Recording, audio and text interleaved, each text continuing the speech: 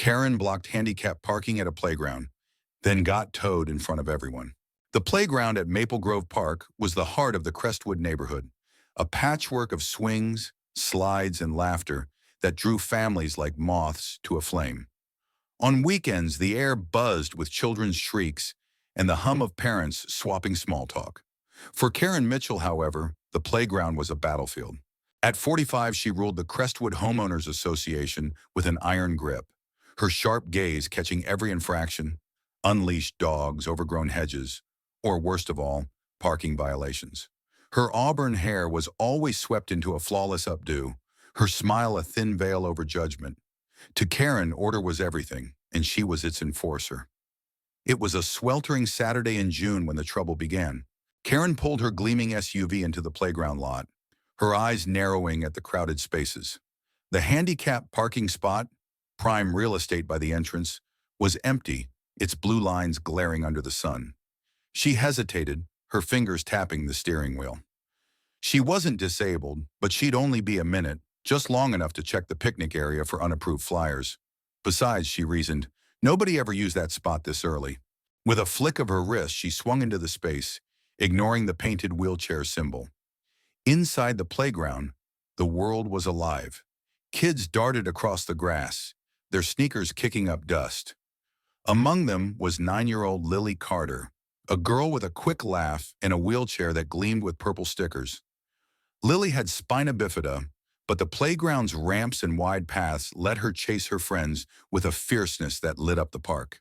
Her father, David, watched from a bench, his tired eyes soft with pride. The Carters were new to Crestwood, still unpacking boxes and learning names, but Lily had already made the playground her kingdom. Karen didn't know Lily or David. She didn't care to.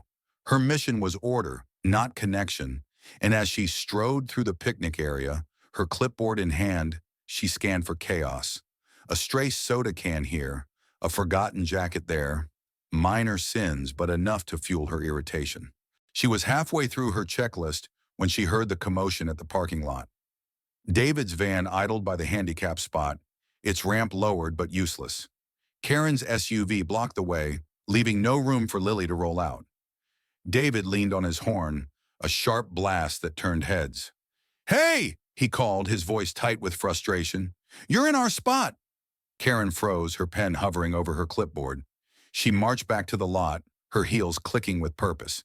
A small crowd had gathered. Parents, kids, a jogger, pausing mid-stride. Lily sat in the van's open door, her wheelchair glinting, her face a mix of confusion and impatience. "It's not your spot," Karen said, crossing her arms. "It's for anyone who needs it, and I'm only here for a minute." David's jaw clenched. He was a broad man, with a mechanic's hands and a patience worn thin by years of navigating barriers for Lily. "My daughter needs it now," he said, pointing to Lily. "You see her wheelchair, right? Move your car." Karen's smile tightened, her voice dripping with condescension. "I don't appreciate the tone. I'm doing my job, keeping this place orderly. If you'd park somewhere else, we wouldn't have a problem." The crowd murmured, disbelief rippling through. A mother nearby muttered, "Is she serious?" Lily's eyes darted between her father and Karen, her small hands gripping her chair. David took a step forward, his voice low but firm. "Lady, you're blocking a handicap spot. That's not a suggestion, it's the law. Move or I'm calling someone who'll make you." Karen laughed, a sharp, humorless sound. "Go ahead, I'm HOA president. I know the rules better than you." She turned, dismissing him, and headed back to her clipboard, certain she'd won. But David didn't back down. He pulled out his phone, dialed the local tow company, and reported the violation, his voice steady as he gave Karen's license plate. Within 15 minutes, a tow truck rumbled into the lot, its yellow lights flashing. The crowd swelled, phones raised to capture the scene. Karen returned just as the driver hooked her SUV, her face paling. "What are you doing?" she shouted, rushing forward. "That's my car." The driver, a grizzled man with a no-nonsense stare, pointed to the handicap sign. "You're illegally parked, ma'am. Step back." Karen's voice rose, shrill with indignation. "This is outrageous. I'm here for the community. Do you know who I am?" But the crowd wasn't on her side. Someone yelled, "You blocked a kid's spot." Another voice added, Get over yourself. Lily watched from the van, her father's hand on her shoulder, as the tow truck hoisted Karen's SUV and hauled it away, leaving her stranded in a sea of glares. By evening, the video was everywhere. X, TikTok, local news blogs. Shot Crestwood Karen trended, with clips of Karen's tirade captioned, "Privilege in Action." The HOA's inbox flooded with complaints, and Karen's phone buzzed with hate texts from strangers. Her employer, a real estate firm, issued a statement distancing itself from her personal conduct. At home, alone, Karen stared at the news ticker calling her a bully, her certainty crumbling. She'd seen David as entitled, Lily as an inconvenience. Now the world saw her as the villain, and the mirror was unforgiving. Karen's house, once her fortress, felt like a trap. She'd drawn the curtains, muted her phone, but the world's judgment seeped through. The video of her SUV being towed played on loop across social media, each view a needle in her pride. Comments called her heartless, entitled a Karen in every sense. Her HOA email overflowed with demands for her resignation. Even her sister Ellen texted from across state lines, "What were you thinking, Karen? That was cruel." She didn't reply. She couldn't. The words she'd flung at David, "I know the rules better than you," echoed in her head, mocking her. Sunday morning brought no relief. Karen avoided the playground, the grocery store, anywhere eyes might follow, but she couldn't escape the news. A local station ran a segment, HOA President's Parking Fiasco Sparks Outrage. It featured David, his voice steady but raw, explaining how Lily just wanted to play. "She's a kid," he said, holding up a photo of Lily grinning in her wheelchair. "Why make it harder for her?" The reporter mentioned Karen by name, splicing in clips of her shouting at the tow driver. By noon, Bridge Justice for Lily was trending, with strangers posting her address and old HOA complaints she'd filed. Nitpicky rants about mailbox colors and lawn ornaments. Karen's first instinct was to fight back. She drafted a post for the HOA's Facebook group, blaming David for escalating things, claiming she'd only parked there briefly. But as her finger hovered over post, she stopped. The truth gnawed at her. She'd seen Lily's wheelchair and still dismissed it. She'd chosen convenience over compassion, and no excuse could erase that. She deleted the draft, her hands shaking, and sank into her couch, the silence deafening. Monday brought a new blow. The HOA board called an emergency meeting without her. Karen wasn't surprised. She'd been a lightning rod too long. Still, the exclusion stung. She spent the day pacing, replaying the parking lot scene. David's anger, Lily's confusion, the crowd's jeers. They weren't just noise. They were consequences, piling up like bricks around her. By evening, the board's decision leaked. Karen was out as president, effective immediately. A neighbor, Mrs. Patel, the quiet librarian who'd never challenged her, was interim leader. The news hit X fast with posts cheering, "Finally, Crestwood's free of Karen." Others weren't so kind. She should leave town. Karen stared at her laptop, the screen a blur of hate. She'd built her identity on control, every rule enforced, every line drawn, and now it was gone, towed away with her SUV. Sleep didn't come that night. She sat at her kitchen table, a glass of untouched wine in hand, and thought of her daughter, Sophie, now in grad school. Sophie hadn't called since the video surfaced, just sent a curt text. "I'm disappointed, Mom." Karen hadn't responded. What could she say? She'd raised Sophie to be fair, to stand up for what's right. Yet here she was, the opposite of those lessons. Dawn broke, gray and heavy. Karen knew she couldn't hide forever. She drove to the playground, not to confront anyone, but to see it, to understand what she'd disrupted. The lot was quiet, the handicap spot empty. She parked far away legally and walked to the gate. Inside, a few kids played, their voices soft in the morning haze. A girl in a wheelchair, Lily, rolled down a ramp, laughing as a friend chased her. Karen's chest tightened. She'd never noticed the ramps before, never thought about what they meant. Back home, she opened her laptop, not to argue but to search. She typed spina bifida and read about surgeries, therapies, the fierce independence of kids like Lily. Each word was a mirror, reflecting her ignorance. She'd seen Lily as a problem, not a person, and that realization cut deeper than the tow truck's hook. Karen didn't know how to fix it, but she knew she had to try. She typed an email to the HOA, not to the board, but to every resident. "I was wrong," she wrote. "I blocked a handicap spot and dismissed a child's needs. I'm sorry. For Lily, for David, for all of you. I've stepped down, but I want to do better. I'm listening." She hit send before doubt could stop her, her heart pounding. The response wasn't instant forgiveness. Some neighbors ignored it. Others posted snarky replies. "Too late, Karen," but a few were kinder. Mrs. Patel wrote back, "Thank you for this. It's a start." David didn't reply, and Karen didn't expect him to. She'd hurt his daughter. Words alone wouldn't heal that. Days later, Karen found a flyer for a disability awareness walk at the community center. She hesitated. Showing up felt like intruding. But something pulled her. She went, standing at the back as families gathered. David was there, pushing Lily's wheelchair, both smiling at friends. Karen didn't approach. She just listened as a speaker shared stories of access barriers, of kids fighting for normalcy. Every word landed like a stone, building a weight she couldn't ignore. That night she called Sophie. The line rang twice before her daughter answered, her voice wary. "Mom? I messed up," Karen said, no preamble. "I hurt people. A little girl, her dad. I'm trying to fix it, but I don't know if I can. I need you to know I'm sorry." Sophie was quiet, then said, "I saw your email. It's not nothing." It wasn't absolution, but it was enough to keep Karen going. She started small, volunteering at the community center, sorting donations, staying out of the spotlight. She read more, learned about accessibility, about the battles families like the Carters faced. Each step was humbling, a reminder of how much she'd missed. The world hadn't forgiven her, but Karen wasn't chasing forgiveness anymore. She was chasing understanding, and maybe, just maybe, a chance to be different. Karen's small steps forward felt like walking on glass. Every move risked a cut, but stopping wasn't an option. The community center became her refuge, a place where she could work quietly, stacking books or folding flyers, away from Crestwood's judgmental eyes. She didn't talk much, just listened, to volunteers sharing stories, to parents navigating systems she'd never thought about.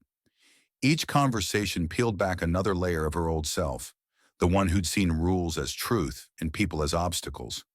But the world outside wasn't as forgiving, and Karen was about to learn that apologies didn't erase scars. The spark came 2 weeks after her email at a Crestwood town hall. The agenda was routine, budget updates, park maintenance, but Karen's name lingered like an uninvited guest. She hadn't planned to go. Anonymity was safer. But Mrs. Patel called, her voice gentle but firm. "People are talking about you. It might help if you show up." Karen doubted it, but the thought of Lily's wheelchair, of David's steady gaze, pushed her out the door. The meeting room was packed, the air thick with tension. Mrs. Patel chaired, her calm a stark contrast to Karen's old reign. Karen sat near the back, her hands clasped to hide their trembling. The budget discussion droned on until a man stood, Brian Kessler, a longtime resident with a landscaping business and a grudge Karen had earned years ago over a fence dispute. "We need to address the elephant in the room," he said, his eyes locking on her. "Karen Mitchell. She's still here, acting like nothing happened. How do we trust our community with her around?" The room stirred, murmurs rising. Karen's face burned, but she stayed still, her pulse hammering. Mrs. Patel raised a hand. "This isn't on the agenda, Brian. Let's focus." "No," Brian cut in. "She blocked a kid's parking spot, a disabled kid. Then she writes some email and thinks it's fixed. My crew's been getting hate mail because people think I'm like her. Just another Crestwood snob." He waved a phone, showing an X-post. "Crestwood's still rotten if Karen's not gone. Justice for Lily." Others chimed in. A young mother, Jenna, stood. "My son plays with Lily. I can't look at Karen without thinking about what she did." Another voice, sharp and older, added, "She's a liability. What's next? More videos embarrassing us." The crowd split.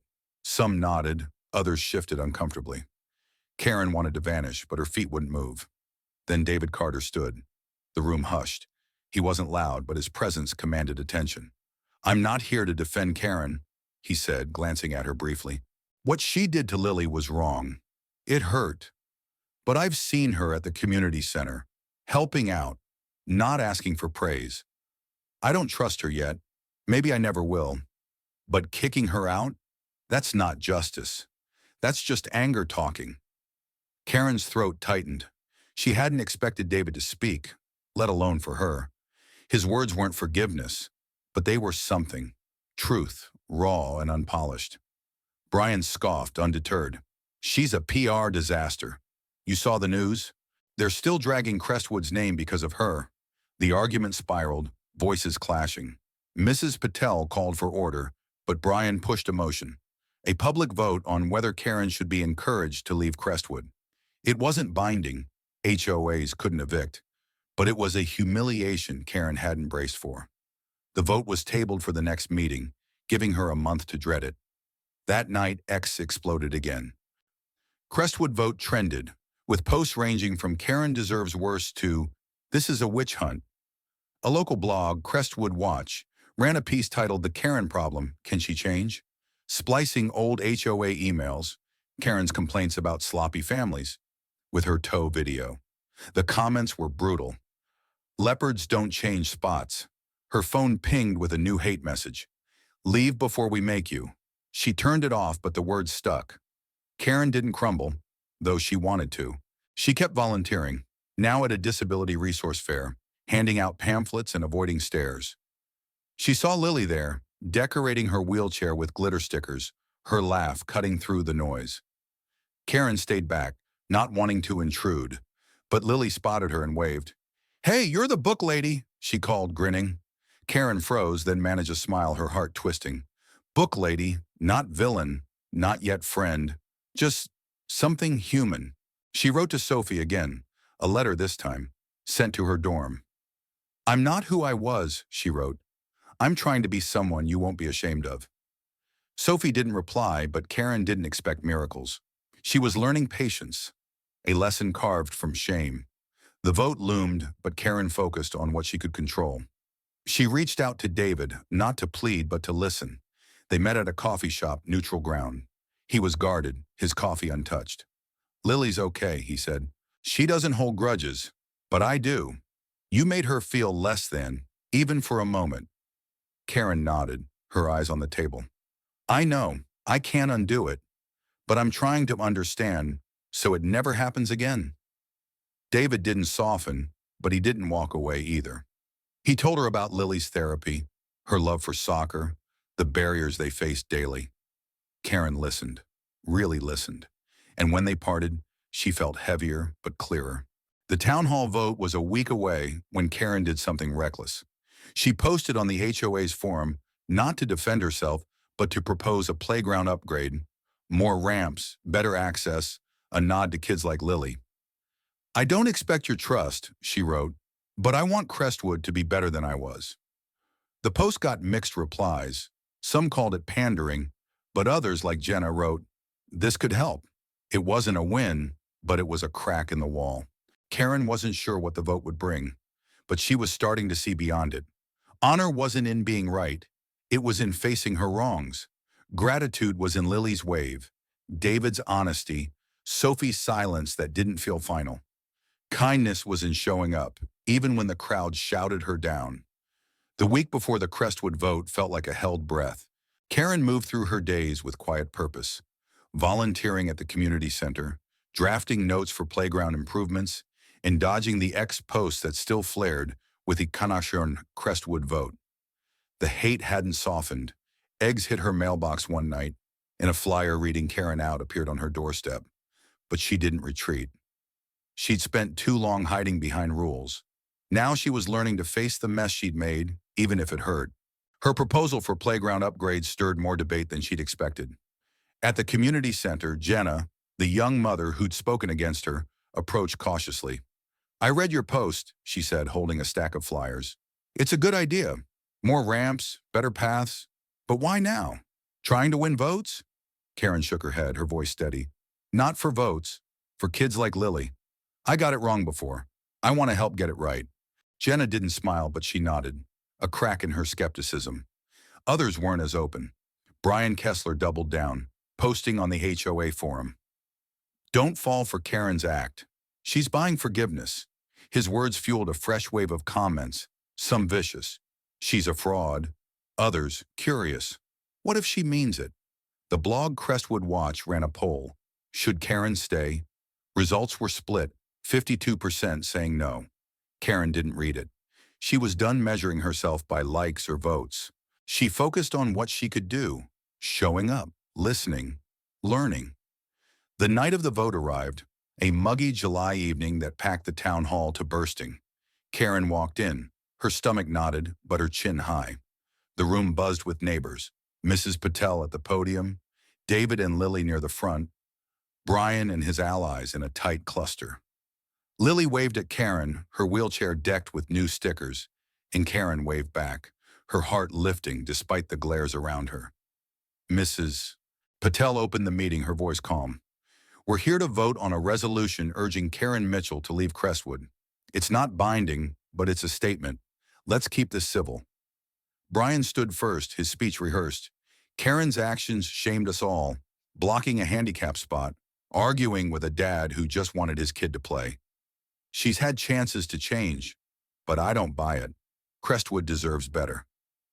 The crowd murmured, some clapping, others whispering. Jenna spoke next, surprising Karen. I was mad too, she said. But I've seen Karen at the center, working for free, asking about accessibility. Her playground idea, it's solid. I'm not saying forgive and forget, but maybe we give her a chance to prove it. A few nodded. Brian rolled his eyes. Then David stood, Lily at his side. The room stilled. Lily doesn't know about all this, he said, his hand on her shoulder. She just knows Karen's the lady who helps with books. What Karen did to us was wrong. I'll never forget that. But I've watched her try. She's not perfect, but neither are we. Voting her out won't make Lily's life better. Building something together might. Karen's eyes stung. She hadn't expected David's words, hadn't dared hope for them. Brian started to argue, but Mrs. Patel cut in. Anyone else? Silence hung, heavy, until Karen raised her hand. Gasps rippled through. She stood, legs trembling, and faced the sea of faces. I don't deserve your trust, she said, her voice raw but clear. I hurt Lily and David. I hurt Crestwood. I was arrogant, blind, and I'm sorry. Sorrier than words can fix. I'm not asking to stay to save face. I'm asking because I believe in this place, in what we can do for kids like Lily. If you vote me out, I'll go. But if I stay, I'll keep working. Not to be liked, but to be better. She sat, the room so quiet she heard her own heartbeat. Mrs. Patel called the vote. Hands rose for encouraged to leave. Brian's, his friends, a scattering of others. Then for no action, Jenna's, David's, Mrs. Patel's. More than Karen had expected. The count was close. 48% to leave, 52% to stay. The resolution failed. Karen exhaled, tears falling, not from victory but from the weight of being seen. The fallout was mixed. Ex-post grumbled. Crestwood soft, but others praised the outcome. This is growth. Brian stayed silent, his influence dented. Karen didn't gloat, she didn't have the energy. She threw herself into the playground project, meeting with Jenna and Mrs. Patel to refine plans. They secured a grant, and by fall, construction began. Ramps wider, paths smoother, a swing Lily could use. At the groundbreaking, Lily cut the ribbon, her laughter louder than the cheers. Karen stood back, clapping, her role small but real. Sophie visited that weekend, her first trip home since the scandal. They sat on Karen's porch, coffee steaming between them. I read about the vote, Sophie said, her eyes searching. You sounded different. I'm trying to be, Karen said. I messed up, Soph, but I'm learning. Sophie reached for her hand, a tentative bridge. Keep going, Mom. It wasn't full repair, but it was a start. Karen kept volunteering, now a regular at the center, teaching kids to read, helping plan access events. David nodded when they passed. Lily called her Miss Karen with a grin. The blog faded, its venom spent. Crestwood didn't erase Karen's past. Some neighbors never warmed to her. But it moved forward. The playground opened in spring, its paths alive with kids, Lily leading the charge.